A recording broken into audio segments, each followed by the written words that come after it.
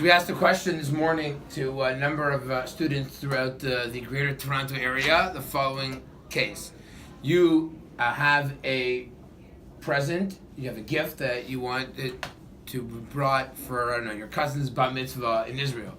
So you give it to your friend, who's more than willing to take it for you to deliver it. However, while this present is on the airplane, it gets damaged, and the airline says, listen, we made a mistake, we messed up, we're going to pay you $100 for damages.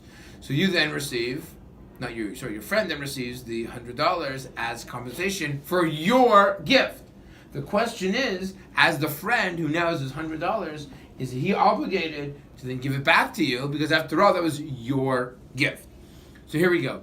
The status of giving something to someone is, of course, that person becomes a shomer chinam. You're not paying your friend to watch this item. He's doing you a favor. And then what happens is what's the role, and this is what's fascinating, what's the role the airline plays? Do they have a status of a shomer, right? Are they responsible for the item? Or they're not really responsible for the item, they're just saying in the event something happens, we have to pay for it, which isn't necessarily the same status as shmira. And so there seems to be in the modern contemporary poskim two different ways of analyzing this situation. The Mishnah says in Baba Metzia that it would be considered, let's say you're a socher, let's say you're renting an item, and you lend it to somebody else, and it dies.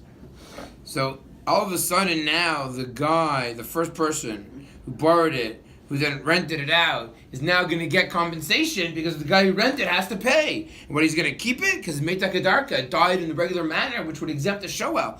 On this, the Mishnah says, Keitzad oses suchora b'parato shechaviro. You're going to make money off your friend's cow, meaning you're going to make money off your friend's gift. That seems to be inappropriate. So it appears that in such a case, you're not allowed to benefit from the company airline gives that person $100, that person really should give the money back to the original owner.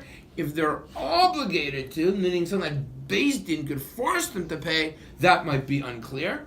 Also depends what's considered a custom of the land, but I don't believe that it would be considered appropriate, maybe even halachically appropriate, not just morally appropriate, to keep that money. It appears that you're benefiting off of the airline, shall we say, misfortune, and you should give it back. That person's supposed to give that gift to their for that bar mitzvah out in the Holy Land.